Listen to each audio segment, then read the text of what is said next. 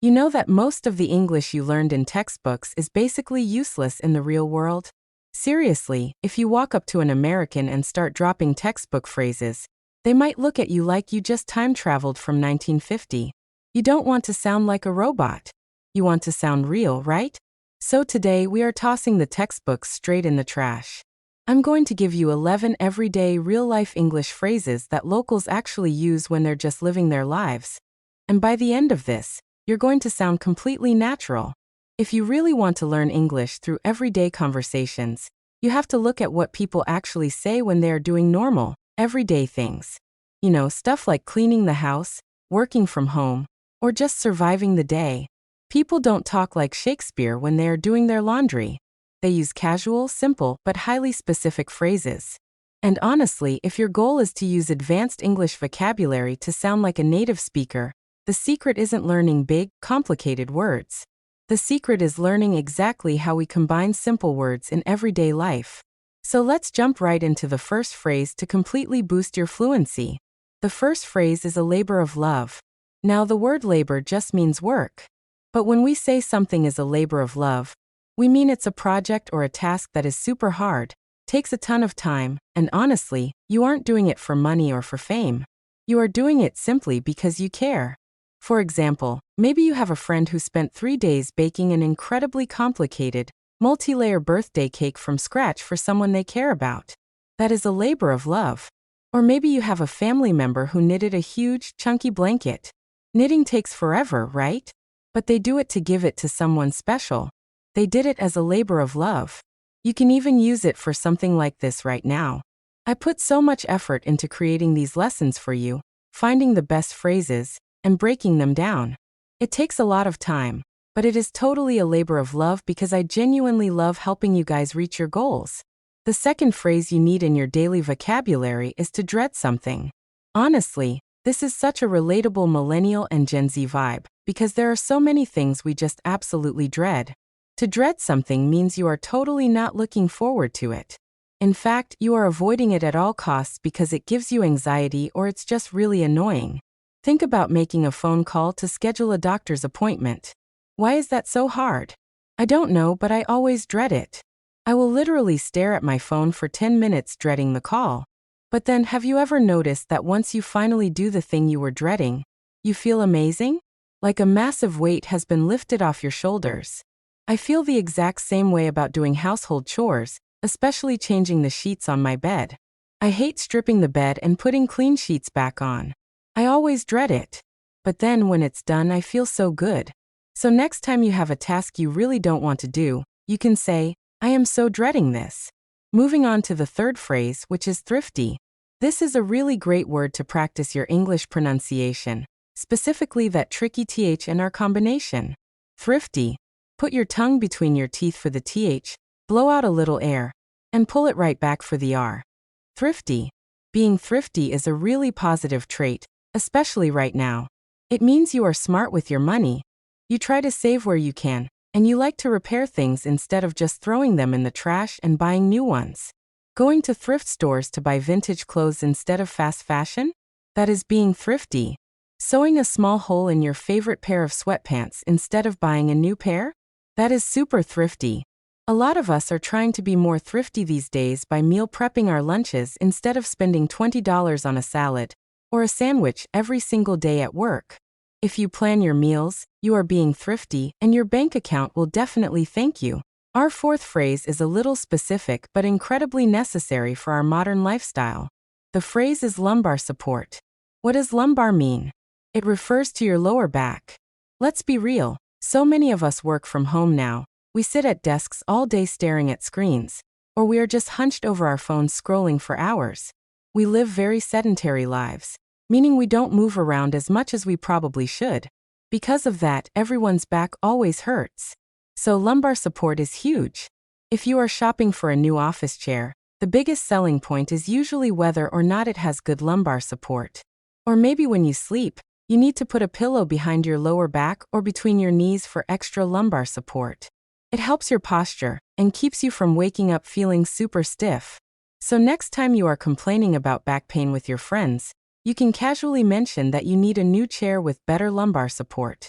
Phrase number 5 is a phrasal verb, and it is to throw on something. We use this all the time, especially when talking about clothes or blankets. It means to put something on very quickly, without putting much thought or care into it. Let's say it's early in the morning, you just woke up, and you realize you need to walk the dog or run to the drive-thru to grab a coffee. You are not going to stand in front of your mirror planning a high-fashion outfit. You are just going to grab a hoodie and some sweatpants and throw them on. You could say, I'm just gonna throw on a jacket and head outside. It gives the sense that it's casual, quick, and a little messy. You can also use it for making your bed. If you don't care about having a perfectly styled bedroom that looks like a fancy hotel, you might just grab your blanket and throw it on the bed. You aren't taking the time to make it look perfect. You literally just throw it on. Phrase number 6 is another one you will use constantly, and it is to tuck it in.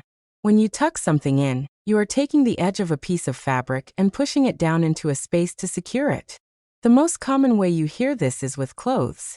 If you are going to a nice dinner or a job interview, you probably need to tuck in your shirt into your pants or your skirt.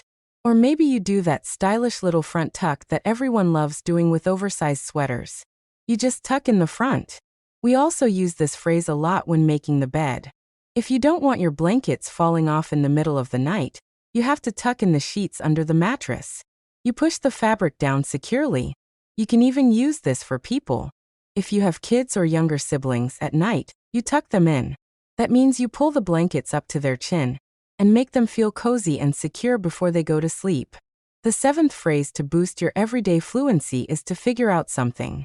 This is a phrasal verb that means to solve a problem or to understand something that is a little confusing at first. Let's talk about the absolute worst part of making a bed, the fitted sheet. You know the sheet with the elastic around the edges? It is literally a nightmare. Every single time I wash it, I have to figure out which side is the long side and which side is the short side. I always get it wrong on the first try. I have to figure it out. But you can use this for any problem in life. Maybe you are having an issue with your computer. You might say, give me a second. I need to figure out why my Wi-Fi isn't working. Or maybe it's something bigger, like, I really need to figure out what I want to do with my career. It's just a very natural way of saying you are trying to find the answer. Phrase number 8 is a really fun one. It is being a stickler for something. Make sure you don't forget the L in the middle of the word. Stickler. A stickler is someone who cares a lot about the rules, details, or having things done a very specific, perfect way. Honestly, I am not a stickler for having matching sheets and pillowcases on my bed. If the sheet is gray and the pillowcase is blue, I do not care at all. It doesn't bother me. I am not a stickler for matching bedding. But maybe you have a roommate who is a major stickler for a clean kitchen. If you leave even one dirty coffee mug in the sink, they get super annoyed because they are a stickler for cleanliness.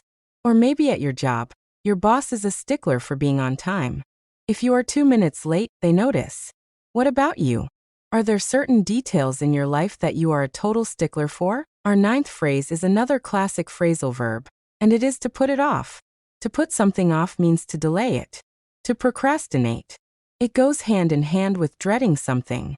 Because I completely dread changing my bed sheets, I always put it off. I'll tell myself on a Saturday morning, okay, today is the day I wash the sheets. But then the afternoon comes, and I say, oh, I'll do it tomorrow. Then Sunday night hits, and I say, whatever, I'll just do it next weekend. I put it off. Notice how natural it sounds when we stick the word, it, right in the middle. Put it off. And here is a huge tip for sounding perfectly natural in American English. When you say put it off, the T sounds at the end of put, and it actually change into soft D sounds because they are sandwiched between vowels. So instead of saying put it off like a robot, you blend it all together.